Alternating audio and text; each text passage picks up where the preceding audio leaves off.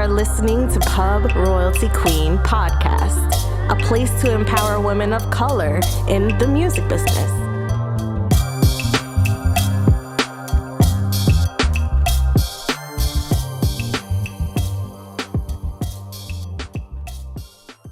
Welcome back to another episode of Pub Royalty Queen podcast. This is your host, Janisha Jones, back with another special guest. This time we have Ladidai.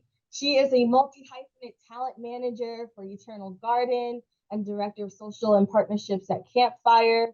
She's a Web3 connoisseur. You know, we need more of these in our space now. We're moving into that arena. So I've had the pleasure of connecting with Ladidai as she's another unicorn woman of color expert at the intersection of music and technology. She just exudes big boss energy. So I knew I had to have her on the show. So without further ado, welcome Ladidai to Pub Royalty Queen podcast. How you feeling? I'm good, Janisha. Thank you so much for having me. I really appreciate the warm intro. Thank you. No, I was like, listen, we have so much in common. I want Yes, we do. speak and to give our viewers and our listeners an opportunity to hear some of the things that you're working on. So why don't you start with telling us what your journey has been like through the music industry and what roles led up to you becoming a talent manager as well as director of social and partnerships at Campfire? Yeah, sure. So my journey starts in New York. So shout out to everybody. And then I went for specifically in Yonkers, so which is the home of actually Mary J. Blige, The Lock, Jada, DMX, Rest His Soul, a lot of people. So that's where it really all starts. And I've always had a love for music since I was really young, but I had moved to LA in 2018 to pursue songwriting professionally. And a lot of that came through encouragement from ASCAP. So shout out to my PRO. Yes. They've always held it down for me. And one of the biggest confirmations for me that I should pursue songwriting professionally was winning the ASCAP Foundation Harold Adamson Lyric Award in 2018. Wow. Shout out to JJ and everybody over there. Thank you. Yeah. So that was a really big deal for me to be able to accomplish that, you know, in rhythm and soul, which is very close to my heart.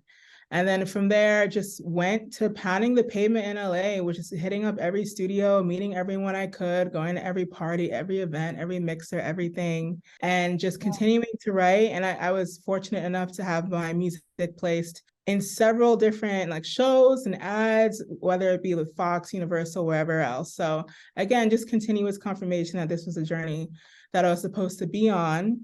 And then from there, started dabbling more also into the business side of things. So I started working for a couple of different places, whether it be Hard Drive, Gender Amplified. Shout out to actually the incredible Black women that lead both of those companies, Mickey Shiloh and Ebony Smith. And they were some of the first people to give me like my foot in the door to working and interning in music.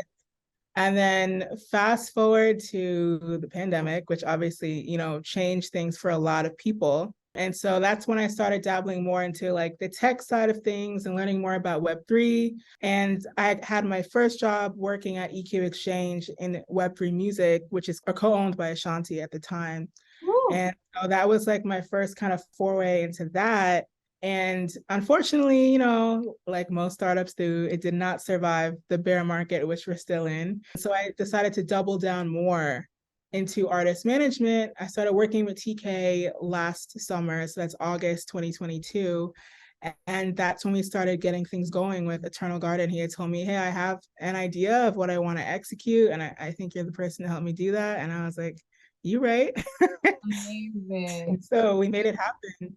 And that was, thank you. That was just so incredible to seeing the success of that. And for those who don't know, that was an NFT project, audio-visual experience that ended up selling about $50,000 worth of NFTs in a week. And so it was groundbreaking in a lot of ways.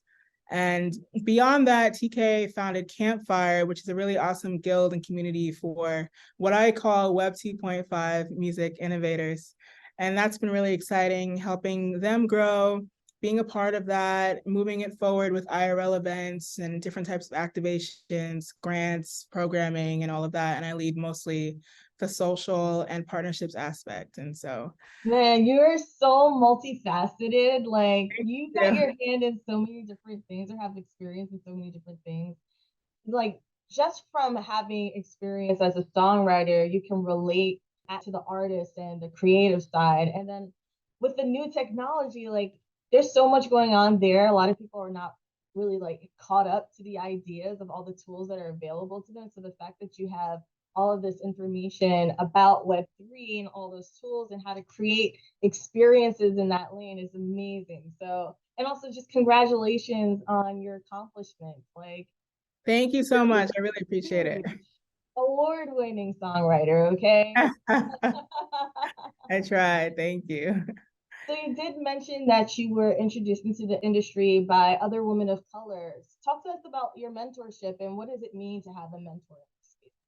Yeah, it's so funny because I've always said that I've experienced mentorship in a spectrum of ways, both traditionally and non-traditionally. So, you have your mentors that you check in with like on a regular basis, whether it be once a week or once a month or once a quarter, and you give them updates on what you're doing and they give you advice. So I've been fortunate enough to experience that.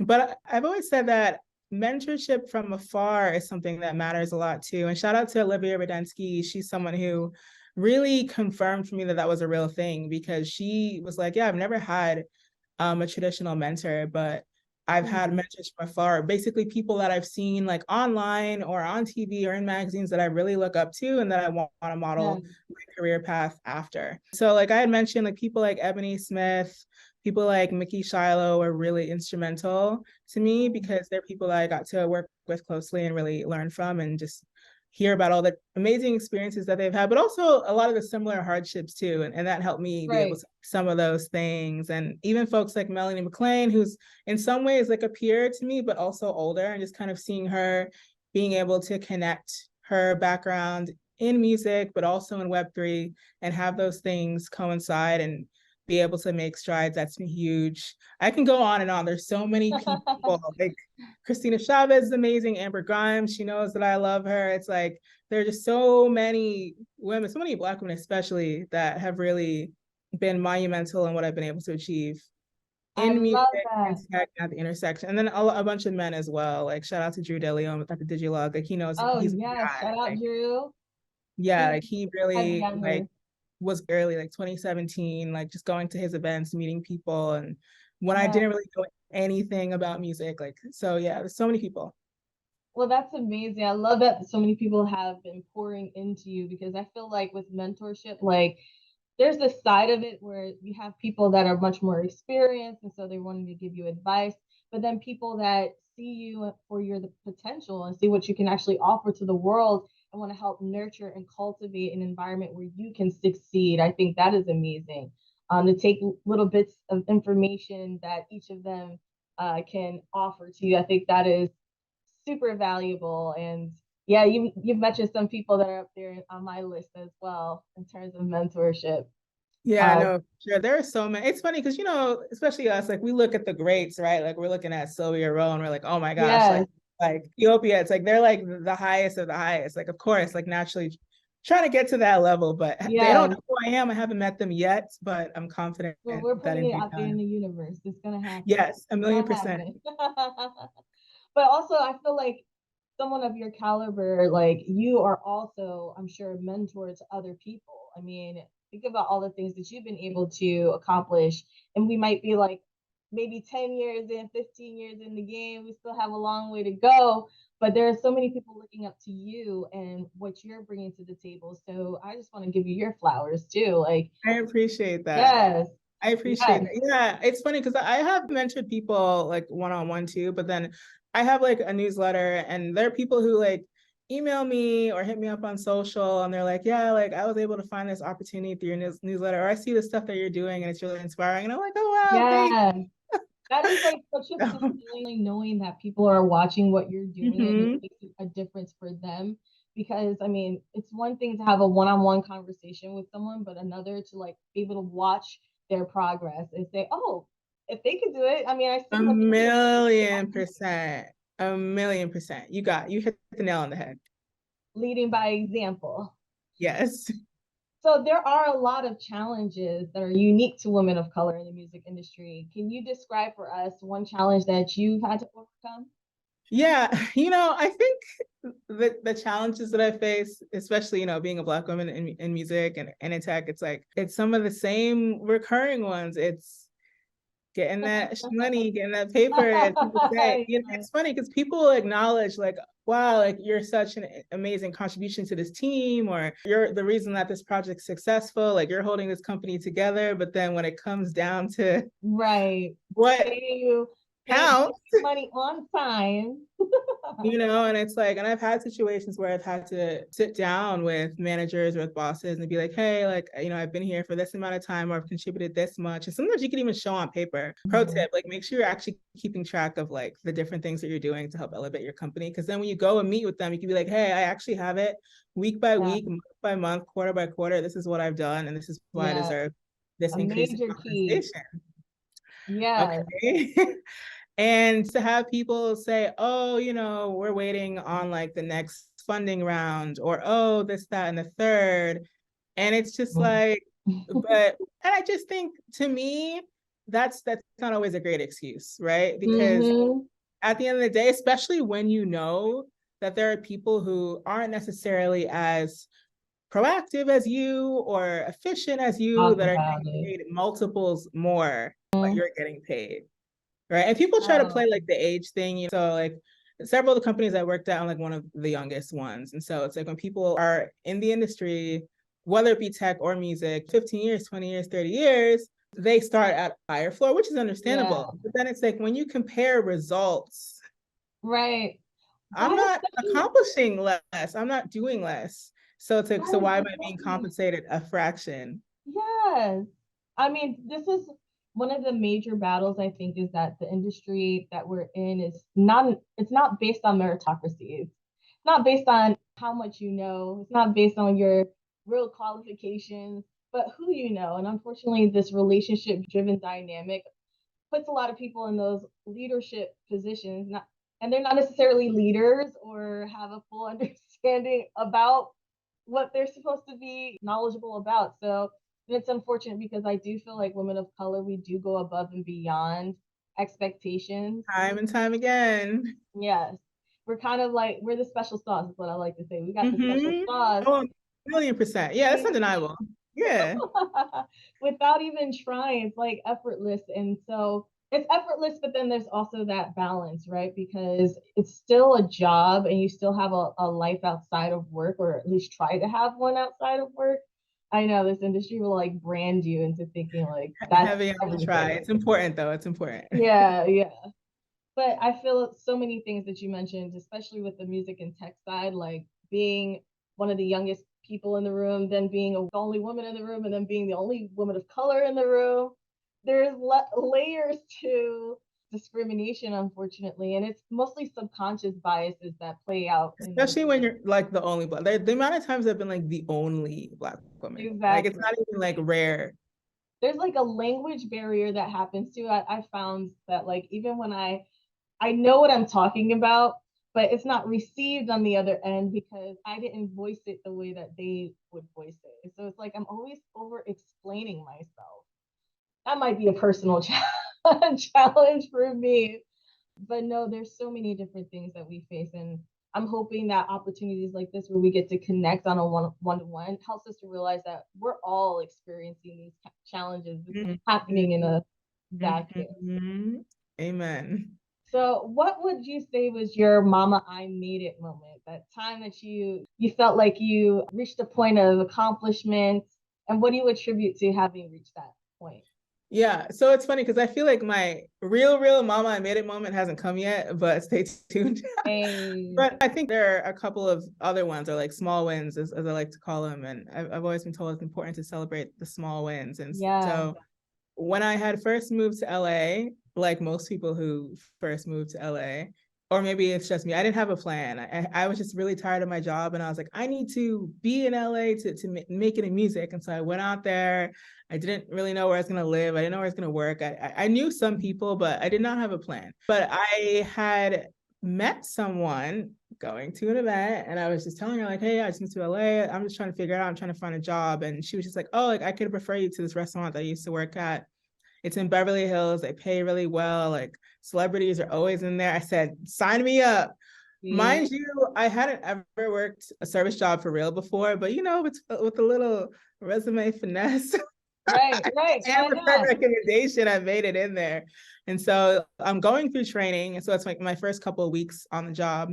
And Frank Ocean and Steve Lacy walk in. And Oh, shook. I'm wow. shook because it's like, if you're someone who is a young Black person growing up and you're not someone who like really Yeah. fit in, those are people that you really gravitated towards like on a spiritual level. So I was like, oh my gosh, like my idols are in here right now.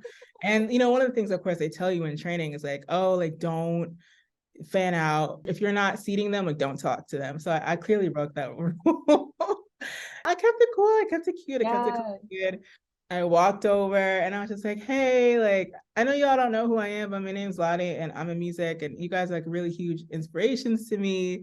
And it was so funny because Frank didn't say anything, but Steve was like more kind of a vocal and he was just like, oh, like you're so sweet, like I appreciate you. And Steve actually had a workshop at the Apple store in New York. So I had met him first in New York and then I saw him again in LA, but that was my first time meeting Frank and then I met them together. So it was just crazy seeing them.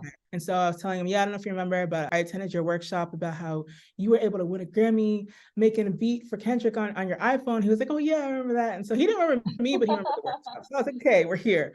But anyway, I was like, I appreciate y'all. Like, have a great day. Like, I'm not gonna hold you up anymore, but I just need to tell you. So I was just happy. Like, how people say, like, give people their flowers, like when they're alive. So I was like, I don't know when I'm gonna see these two again. And mind you, fast forward, like Steve's #1 on Billboard. It's a whole thing. But I was just happy that I got to tell them in the moment, like, listen, I'm a young Black person in music. I look up to y'all, and it's just amazing just to be in the same space with you, if it's for like 5 seconds. So I'm sure that's like one of the more validating moments too, as someone who's successful in the music business and as an artist, to have people come up to you and express just their gratefulness for your craft and for your contribution. So for sure. I mean, and as someone who was very heavily pursuing songwriting at the time, everyone knows like Frank Ocean's like elite when it comes to the pen. It's like if you could write like Frank, that is just like, he's just upper echelon as a songwriter. So it was just I really couldn't believe it. I was like, oh my gosh, what are the odds? Like I love it. So what did you do afterwards? So after you met them, like how did you feel? Did you celebrate? Like did you I wrote about it in my journal because that's something I try to do. It's like every day, if one thing happens that like makes me smile, I gotta write about it in my journal. So that had a longer entry than most. Oh, amazing. I think that's a great idea, actually. Like journaling is such a great way to release some energy, but also it's like a form of therapy. Like I think that's amazing that you do that. I need to start taking notes. What advice would you give aspiring women of color in the music business? Man, don't even get me started on this because there's a lot that I could say about that. But I think the #1 thing, and it's something that has served me really well and that I've seen serve other people really well, is just like shoot your shot. Don't be afraid to shoot your shot. If you see someone that you want to talk to, or if you have an opportunity to interact with someone online, take that opportunity. Obviously, like be like a little tactful, like don't come at them crazy. But for example, this is like really recent. So y'all all know Diddy, Sean Combs, Puff Daddy, all the names. Legend, mogul, icon.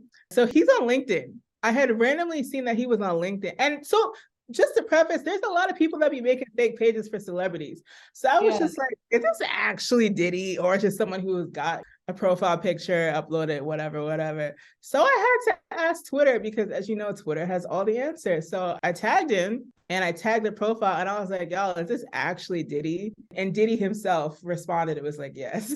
I was just wow. I was like, hold on, wait a minute. So then, of course, I responded to him on Twitter. I sent him a connection request on LinkedIn, which is still pending. So Puff Daddy, if you see this, accept my request. And then I also made a post on Instagram because for me, I was like, I need everybody to know this interaction happened. But more importantly, I need everyone to know that I'm trying to have a meeting with Sean Diddy Combs. Like I'm trying to have it soon. Like I got a deck ready. Like I'm so serious. So, and then I had certain people who were like, oh, like maybe I can make an introduction and stuff like that. So we'll see if it happens. But I think it's really important to shoot your shot. And a lot of times shoot it publicly, because if there are other people in your sphere who might know this person or might know how to make that connection, like that can take it further than what you could ever imagine. So stay tuned on that. First of all, that is amazing. Like to have the goat respond to you, and you're like, I can imagine your reaction. Yeah, and the last person I was expecting a response was from him, because he has like millions of followers. He probably gets notifications all day. So I was like, this is hilarious. But I think that was such a major key too, about just, I call it living fearlessly, like just going for it, because you never know what could happen. Like you never know. And the worst thing that could have happened is that there was no response, right? Like that would have killed me. Right, exactly. And you never know, maybe he did see it, and later on you guys do end up meeting, and you have this opportunity to say, I'm gonna bring it up to him when I meet him for sure. Like I have to at this point. I definitely need to hear the part 2 of the story. But no, you're right. Like part of the challenges that I think that we have too as women of color is we tend to feel like we have to do everything ourselves. Like it's very hard to ask for help. And this is something I've learned to kind of lean into as I've continued in my career, especially as an entrepreneur. I can't afford to do everything myself. Oh, listen, it's so important to tap your community. I don't think there's ever one time that I've asked something to Twitter, LinkedIn, and Instagram and haven't gotten a good response. It's like whether it's like book recommendations, like even like recently I had posted to Twitter and LinkedIn that one of my goals this year is to become a voting member of the Recording Academy. Even you responded. I saw it. Folks were like, yeah, I can nominate you. And I was like, okay, great. Like, it wouldn't have happened if I didn't ask. It's like, you gotta ask. I love that you did that, because it inspires other people to also take initiative. And that's actually what ended up happening. A couple of people were hitting me up after seeing me respond. Oh, that's so funny. I specifically said other women of color, because I'm very intentional. And we appreciate you for that. But, but I hope that works out for you, because that's another opportunity, another door that opens, gives you a little bit, you are already credible, but a little bit more credibility. Absolutely. No, you're right. And also that's a whole other network, right? It's like, okay, now I'm connected with Grammy voters. It's a big deal. Now it's recorded. It's in the history book. You know? I love that. And I can't wait to hear the announcement, because I know it's coming. Appreciate you. We're putting it out there. If there was anything that you could have done differently in your career, whether it was like a misstep, or what would that have been, and what would you do different? Again, this is one of those questions I could go all day. There's so many things. I think for me, like the biggest thing is not getting in my own way and not allowing imposter syndrome to consume me. Another thing that I had posted on social media, because I just post all my thoughts on social media, is that I'm not bringing imposter syndrome into 2023. It's like, I don't care how many years the job description says, I'm gonna, again, like shoot my shot at everything, and I'm gonna take action, and I'm just gonna let the universe or whatever conspire to make it happen or not happen. Because at the end of the day, it's like, you know, I think a lot of times people ask like, oh, who am I to be in this position? But it's also like, who are you not? Right? Like, if you have the opportunity to meet certain people and to impact certain things or to be in a certain position, who are you to question that? You're supposed to be there. Why not you? Why not you? Exactly. So like, I think it's more so asking myself, why not me, as opposed to why me, and just going for it, and like not letting me tell myself no. Exactly. Well, there's so many things that I could say about that. Like, I feel like with the power of, you know, the law of attraction, a lot of it is just letting the universe handle how things happen.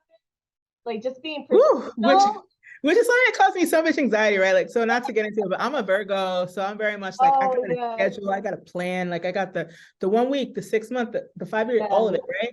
And so like, I know exactly what I want.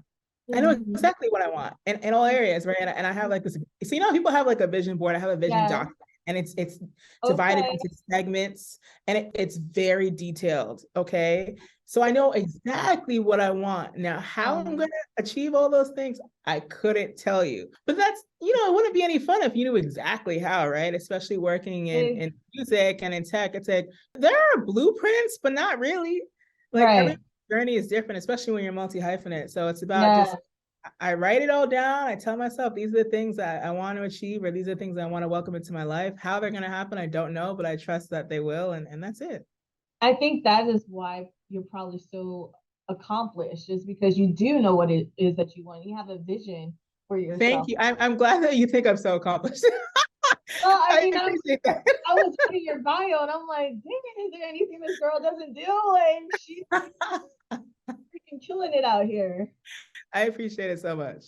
Yes, no, but you're right. Like, I think it's good to be detailed. I think it's great to have a vision. I think it's great to know where it is that you want to be in 5, 10 years. I think the problem that we often face is that we think things have to happen by a certain time, in a certain way. And that is what restricts the universe from being able to bring it to you, because it's like finding a needle in a haystack. If you create just one narrow view of Right. how things are going to happen. So at least that's what I've learned in my journey of attracting what it is that I want into my life. But I also feel in terms of like doing things differently in life, we ultimately do need to get out of our own way. Like it's our own fears that prevent us from getting what it is that we want or what we deserve. You can imagine 100%. especially as a woman of color, if you're not pushed to advocate for yourself, a lot of times it will result in you being underpaid. If you're not able to sit and say, this is what I've done, like you said, like list out all the things that you've done for the company and present that in a way where they're going to understand, likely will be overlooked for promotional opportunity. So it is a lot of it just like letting go and living fearlessly, failing forward. Living fearlessly. Amen to that. So, what are some common misconceptions that people have about women of color in the music business? So, like from my experience, I would say like the biggest misconception is that we don't have the capacity to lead. So whether that's mostly would be like some sort of like higher level position. And I think that comes from just there not being a history of many of us, even given the opportunity to be in those positions. But one thing I know about me and all my girls is that once we're in position, we're killing it. We killing it even before we get there.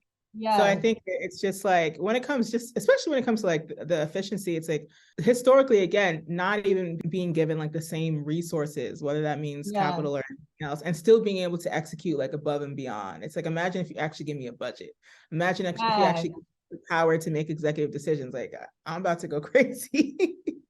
And I do feel like women of color, because we are some of the most educated in the world, aside from having that creativity, it's the work ethic, it's the understanding that will also get us through. Oh yeah, through and through. So you were spot on about the lack of senior leadership roles that women of color occupy in this business. There is a glass ceiling. Unfortunately, we tend to only occupy those administrative roles, which are like the coordinator or the entry level positions. Usually, if we do go beyond that, it's that mid management position that we can't seem to break past to get into. I need more of us in C-suite. So I gotta say. Exactly. But that is also part for the course of us starting our own businesses, because we get to a point where we're like, hey, we're not being given those career advancement opportunities. We're going to create our own opportunity. And then we become CEO by proxy of just starting our own shit. Mm-hmm. Mm-hmm. So, and then they lose out on talent, essentially. They value Yeah. it. Yeah. So they're lost. So, in what ways can women of color, or what ways do you advocate for women of color in this competitive industry? Yeah, I think for me, it's what I call being like an anti-gatekeeper. So it's about Mm-hmm. like, don't withhold anything, right? It's like, I think about all the things that mind you, I had like a good amount of resources and stuff, but mostly like after I already graduated college. So I'm like, damn, like, wish I had all this stuff when I was in middle school, in high school, Oh, in college. So it's like I look at what happens with like gender amplified or girls make beats or even the Digilog, it's like, or finesse media, it's like having these sort of organizations that are openly sharing things. And for myself personally, like I have my own newsletter, like I said, and people have told me like, oh, I got a sync placement because of your newsletter, or I got this internship opportunity, or I met this person, or I started my own blog, or I started creating more TikTok content, things like that. And I just think it's important just to share things freely, especially opportunities, refer yes, people for positions, like yes, ask folks to speak on panels, give people advice. It's like, don't gatekeep anything. Because first of all, most of the information is already out there anyway. But if someone can attribute to it being you helping them get somewhere, that really makes a difference. It's like, I don't ever want to make anyone's life harder, especially when it comes to achieving anything in this industry. Because I wish that my life was made easier when I was figuring things out and learning, making mistakes. Facts. And that's such a huge thing in this industry too. There's a lot of gatekeeping that happens and bottlenecking as a result of the top people always being, having access to information. It's like, wow, how is anyone supposed to enter into the business if they don't have it? It's like empower people. Like it's not, I don't know. For me, I don't feel threatened by anybody or anything. Like I'm around people who are smart all day, who are talented all day, who are driven all day, more than me in a lot of capacities. I'm not, because at the end of the day, they're them and I'm me. Like what's for them is for them and what's for me is for me. I'm not threatened by anybody. Facts. And what God has is for you, right? 1,000,000%. At the end of the day, there's no need to compete. There's room for everyone. Yeah. I love it. So what can we expect from Ladidai in the future? What projects are you working on at the moment that excite you? That's a great question. So certain things I cannot discuss. Okay. But definitely watch out for TK. Got some things coming on DSPs, but also, of course, continuing in the metaverse. So watch out for that. His @ is TK the Legend. So follow him everywhere. Stay tuned. A lot of great things coming. And then Campfire is going to be having even more IRL events. We smashed out the park at Art Basel. So I'm looking forward to South by and whatever else we have planned for this year. So follow us on Twitter, Campfire_XYZ. Same thing on Instagram. And you can also find TK and Campfire on LinkedIn too. So yeah. We're excited to hear about all of your endeavors and we wish you nothing but the best of luck, but you don't need the luck because you got the hard work. Thank you. No, I appreciate all the luck. I appreciate good vibes. Like send it all my way. Will do. And so you mentioned where we can find the businesses and your clients, but where can people connect with you if they want to find you? Oh yeah. So you can follow me at LADIDAIX. Ladidai with an X at the end everywhere. So that's Twitter, Instagram. I'm also on LinkedIn. So tap in with me there. And everybody should be on LinkedIn. Like I say this all the time. Like if you're an aspiring anything, whether that's a creative or an executive, you need to be on LinkedIn. And you heard it here. Shoot your shot. Shoot your shot. Well, it's been a pleasure getting to know you. Thank you so much. It's an honor to have you. And till next time. Till next time. I appreciate you so much.